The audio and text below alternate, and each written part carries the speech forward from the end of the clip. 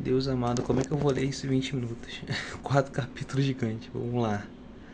Parábola do semeador. Depois disso, Jesus ia passando pelas cidades e povoados, proclamando as boas novas do reino de Deus. Os 12 estavam com ele, e também algumas mulheres que haviam sido curadas de espíritos malignos e doenças. Maria, chamada Madalena, de quem haviam sido saído 7 demônios, Joana, mulher de Cusa, administrador da casa de Herodes, Susana e muitas outras. Essas mulheres ajudavam a sustentá-los com seus bens, reunindo-se com grande multidão e vindo Jesus gente de várias cidades. Ele tentou esta parábola.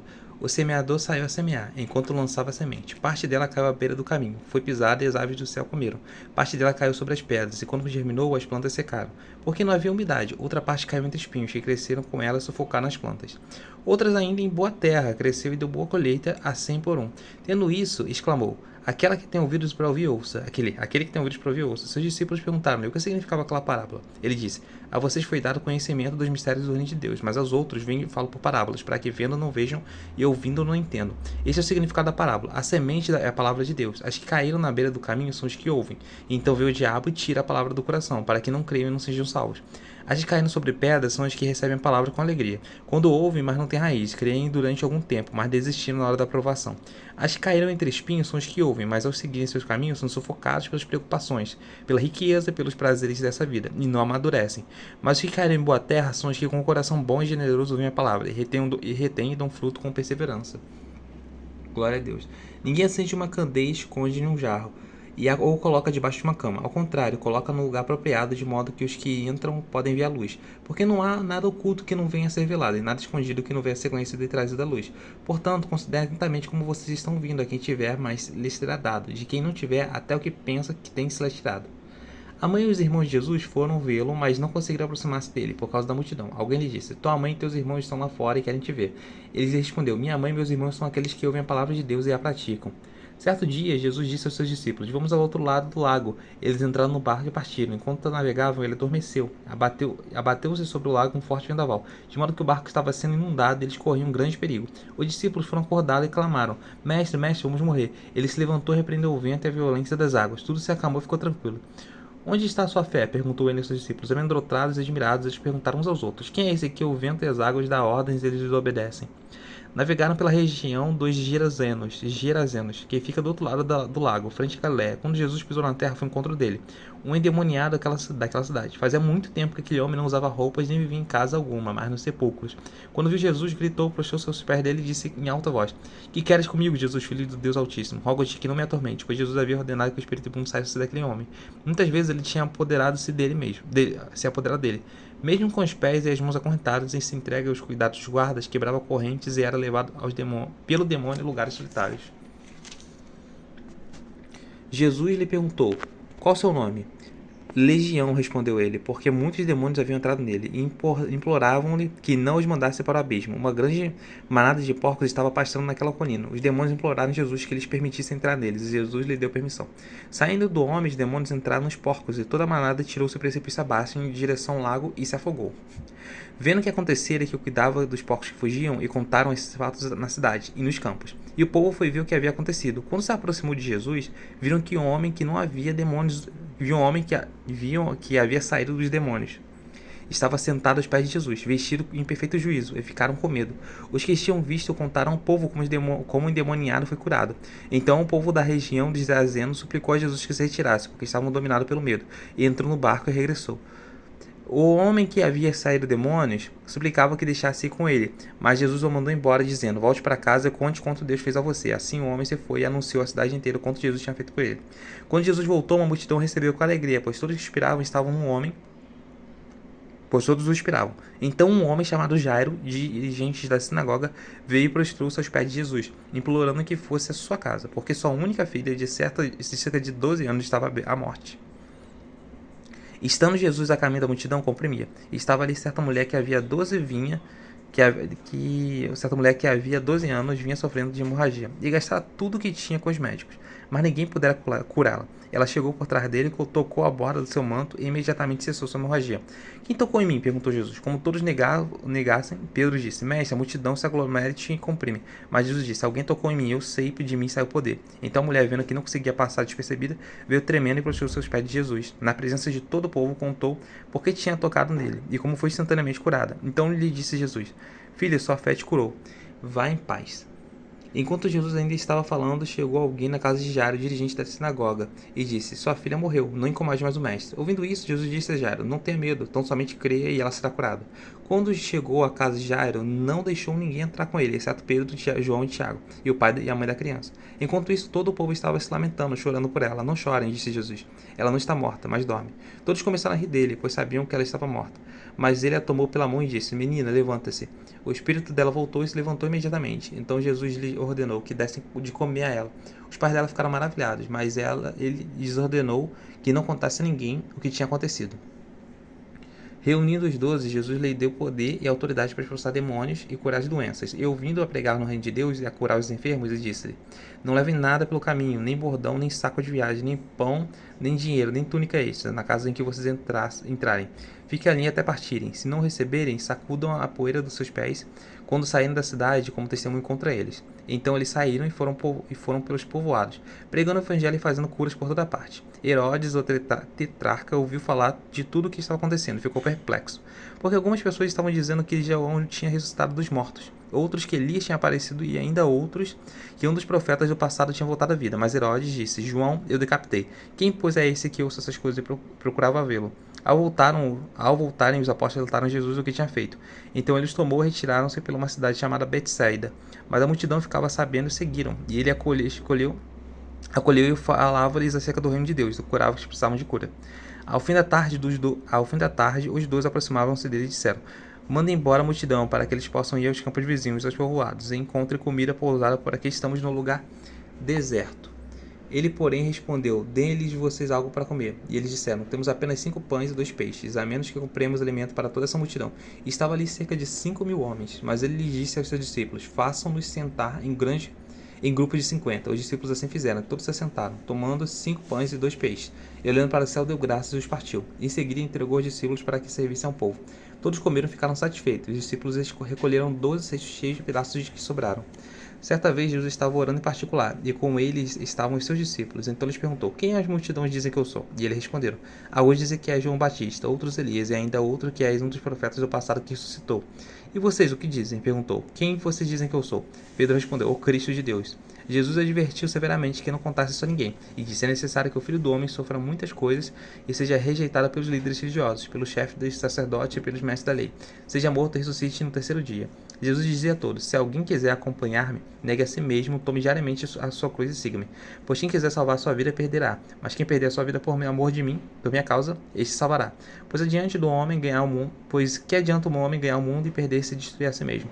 Se alguém se envergonhar de mim e das minhas palavras, o Filho do Homem se envergonhará dele, quando vier a sua glória e na glória do Pai e dos santos anjos. Garanto que vocês, alguns que se acham de modo nenhum experimentaram a morte, antes de virem ao reino de Deus. Aproximadamente 8 dias depois de dizer essas coisas, Jesus tomou Pedro, João e Tiago e subiu ao monte para orar. Enquanto orava, a aparência do seu rosto se transformou, e suas roupas ficaram alvas e resplandecentes como o brilho de um relâmpago. Surgiram 2 homens que começaram a conversar com Jesus, eram Moisés e Elias. Apareceram em glorioso esplendor e falavam sobre a partida de Jesus que estava para se cumprir em Jerusalém. Pedro e seus companheiros estavam dominados pelo sono. Acordando subitamente, viram a glória de Jesus e os 2 homens que estavam com ele. Quando esses iam se retirando, Pedro disse a Jesus: Mestre, é bom que estamos aqui. Façamos 3 tendas, uma para ti, uma para Moisés e uma para Elias. Ele não sabia o que estava dizendo. Enquanto eles estavam falando, uma nuvem apareceu e se envolveu, e eles ficaram com medo ao entrarem na nuvem. Dela saiu uma voz que dizia: Esse é o meu filho escolhido, ouçam-no. Tendo-se ouvindo a voz, Jesus ficou só. Os discípulos guardaram isso somente para si. Naqueles dias não contaram a ninguém o que tinham visto. No dia seguinte, quando desceu do monte, uma grande multidão veio ao seu encontro dele. Um homem da multidão bradou: Mestre, rogo-te que dês atenção ao meu filho, pois é o único que tem. O espírito o domina. De repente ele grita, lança assim convulsões e faz espumar. Quase nunca abandona quase nunca abandona e o está destruindo. Roguei aos seus discípulos que o expulsassem, mas eles não conseguiram. Respondeu Jesus: Ó geração incrédula e perversa, até quando estarei com vocês e terei que suportá-los? Traga-me aqui o seu filho. Quando o menino vinha vindo de demônios, o lançou por terra em convulsão, mas Jesus repreendeu o espírito imundo, curou o menino e o entregou de volta a seu pai.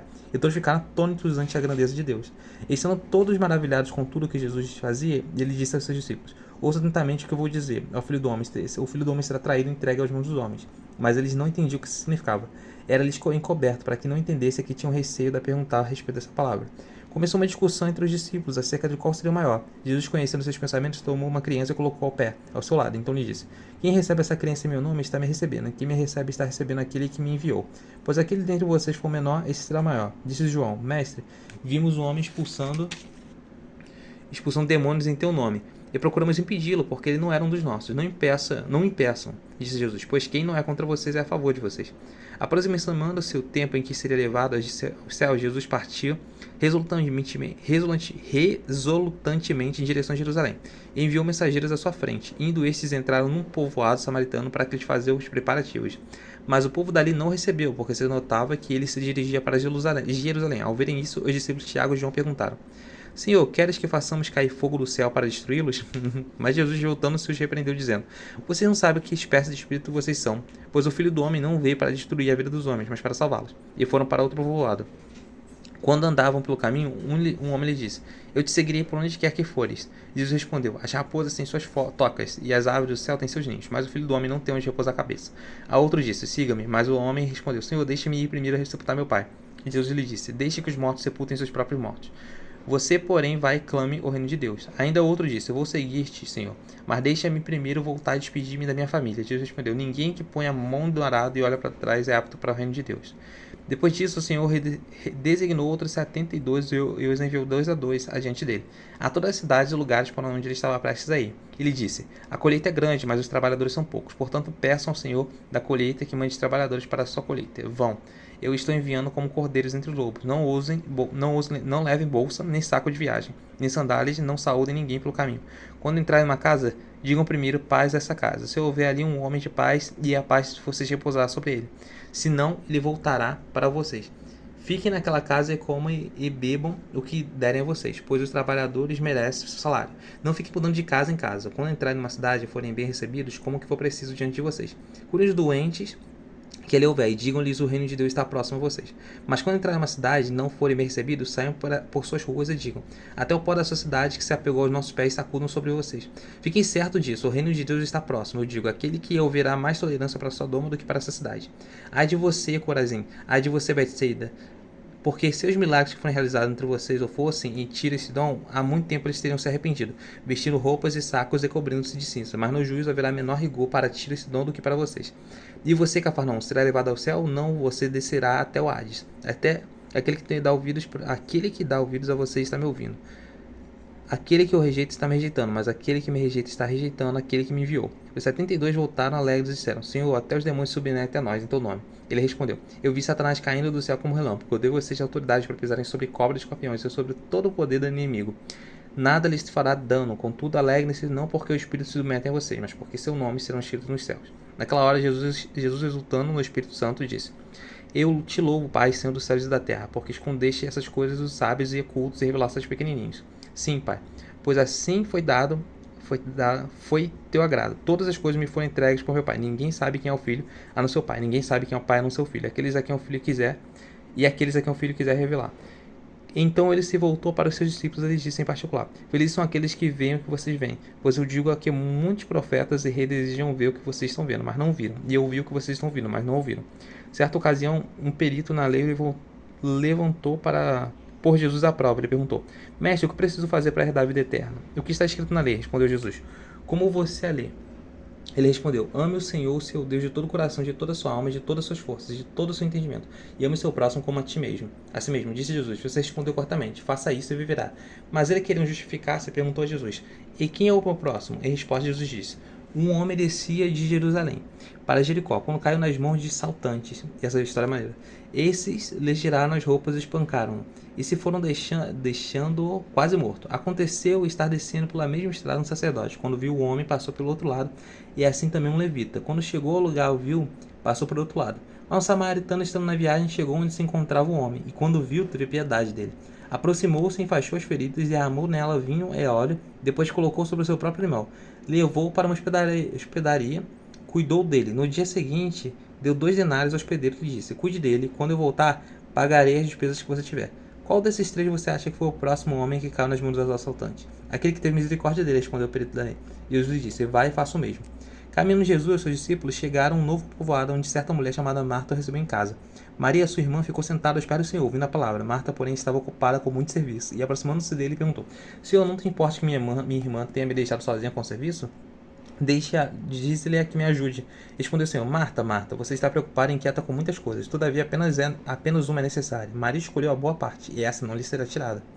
Certo dia, Jesus estava orando em determinado lugar. Tendo determinado um dos seus discípulos, lhe disse: Senhor, ensina-nos a orar, como João ensinou os discípulos dele. Ele lhes disse: Quando vocês orarem, digam: Pai, santificado seja o teu nome, venha o teu reino, dá-nos cada dia o nosso pão cotidiano. Perdoa os nossos pecados, pois também perdoamos, e todos aqueles que nos devem, e não deixe cair em tentação. E então lhes disse: Suponhamos que um de vocês tenha um amigo que recorra a ele meia-noite e diga: Amigo, empreste-me 3 pães, porque um amigo meu chegou de viagem, não tenho nada para lhe oferecer. Eu que estiver dentro, responda: Não me incomode, a porta já está fechada, eu e meus filhos já estamos deitados. Não posso me levantar e dar a você o que me pede. Eu digo: embora ele não se levante para dar-lhe pão, por ser seu amigo, por causa da importunação não se levantará, ele dará o que for preciso. O que precisar. Por isso digo: peçam e será dado, busquem e encontrarão, batem e a porta será aberta, pois tudo que pede recebe. O que busca encontra, e aquele que bate a porta será aberta. Qual pai do meio de vocês, se seu filho pedir um peixe em lugar, lhe dará uma cobra? Ou se pedir um ovo, lhe dará um escorpião? Se vocês, apesar de serem maus, sabem dar boas coisas aos seus filhos, quanto mais o Pai que está no céu e o Espírito Santo a quem eu pedir. Jesus estava expulsando um demônio, que era mudo. Quando o demônio saiu, o mudo falou, e a multidão ficou admirada. Mas alguns deles disseram: é por Beelzebul, o príncipe dos demônios, que ele expulsa demônios. Outros punham à prova pedindo-lhe um sinal. Jesus, conhecendo seus pensamentos, disse-lhe: todo o reino dividido contra si mesmo será arruinado. Uma casa dividida contra si mesmo cairá. Se Satanás dividindo-se contra si mesmo, como seu reino pode subsistir? Digo isso, porque vocês estão dizendo que eu expulso demônios por Beelzebul? Se eu expulso demônio por Beelzebul, por quem eu expulsam os filhos de vocês? Por isso ele mesmo estarão como juízo sobre vocês. Mas se é pelo dedo de Deus que eu expulso demônios, então chegou a vocês o reino de Deus. Quando um homem forte e bem armado guarda sua casa, seus bens são seguros. Mas quando alguém mais forte o ataca e o vence, tira-lhe a armadura em quem confiava e divide os despojos. Aquele que não está comigo é contra mim, e aquele que comigo não ajunta, espalha. Quando o espírito imundo sai de um homem, passa por lugares áridos, procura descanso e não encontrando diz: voltarei para casa, de onde saí. Quando chega, encontra a casa varrida e em ordem. E então vai e traz outros 7 espíritos piores do que ele. E entrando, passam a viver ali. E o estado final daquele homem torna-se pior do que o primeiro. Enquanto Jesus dizia essas coisas, uma mulher da multidão exclamou: feliz é a mulher que te deu a luz e te amamentou. Ele respondeu: antes felizes são aqueles que ouvem a palavra de Deus e lhe obedecem. Aumentando a multidão, Jesus começou a dizer: essa é uma geração perversa, ela pede um sinal milagroso, mas nenhum sinal lhe será dado exceto o sinal de Jonas. Pois assim como Jonas foi um sinal para os levitas, o Filho do Homem também será o sinal para essa geração. A rainha do sul se levantará no juízo com os homens dessa geração e os condenará, pois ela veio no meio dos confins da terra, para ouvir a sabedoria de Salomão. E agora está aqui quem é maior do que Salomão. Os homens de Nínive se levantarão no juízo com essa geração e a condenarão, pois eles se arrependerão com a pregação de Jonas. E agora está aqui quem é maior do que Jonas. Ninguém acende uma candeia e coloca em lugar onde fica escondida, ou debaixo de uma vasilha, ao contrário, coloca em um lugar apropriado para que elas entrem e possam ver a luz. Os olhos são a candeia do corpo. Quando seus olhos forem bons, igualmente todo o seu corpo será cheio de luz. Mas quando forem maus, igualmente seu corpo estará cheio de trevas. Portanto, cuidado, para que a luz que está em seu interior não seja trevas. Logo, de todo o seu corpo estiver cheio de luz, nenhuma parte dele estiver em trevas, será completamente iluminado, como quando a luz de uma candeia brilha sobre você. Tendo terminado de falar, um fariseu o convidou para comer com ele. Então Jesus foi reclinando-se à mesa, mas o fariseu, notando que Jesus se lavara cerimonialmente antes da refeição, ficou surpreso. Então o Senhor lhe disse: você, fariseu, limpam o exterior do corpo e do prato, mas por interiormente estão cheios de ganância e de maldade. Insensatos, quem fez o exterior não fez também o interior? Mas deem o que está dentro do prato, como esmola, e verão tudo o que está limpo em vocês. Ai de vocês, fariseus, porque dão a Deus o dízimo da hortelã, de arruda, de toda sorte e de hortaliças, mas desprezam a justiça e o amor de Deus. Vocês deviam praticar essas coisas, sem deixar de fazer aquelas. Ai de vocês, fariseus, porque amam lugares de honra de sinagoga e saudações em público. Ai de vocês, porque são túmulos que não são vistos, por sobre quais os homens andam sem saber. Um dos peritos da lei respondeu: mestre, quando diz essas coisas, insultas também a nós. Quanto a vocês, peritos na lei, disse Jesus, ai de vocês também, porque sobrecarregam os homens com fardos dificilmente eles podem carregar, e vocês mesmos não levantam um dedo para ajudá-los. Ai de vocês, porque edificam túmulos dos profetas, sendo que foram seus próprios antepassados que o mataram. Assim vocês não testemunham que provam que seus antepassados fizeram, eles mataram os profetas, e vocês lhes edificam túmulos. Por isso Deus disse em sabedoria, eu mandei vocês profetas e apóstolos, dos quais eles matarão alguns e outros perseguirão, porque essa geração será considerada responsável pelo sangue de todos os profetas derramado desde o princípio do mundo, desde o sangue de Abel até o sangue de Zacarias, que foi morto entre o altar e o santuário. Sim, digo a vocês que essa geração será considerada responsável por tudo isso. Ai de vocês, peritos na lei, porque apoderaram de chave do conhecimento, vocês mesmos não entraram e pediram que estavam prestes a entrar. Quando Jesus saiu dali, os fariseus, mestres da lei, começaram a se opor fortemente a interrogá-lo com muitas perguntas, esperando apanhá-lo em algo que ele dissesse. Aleluia!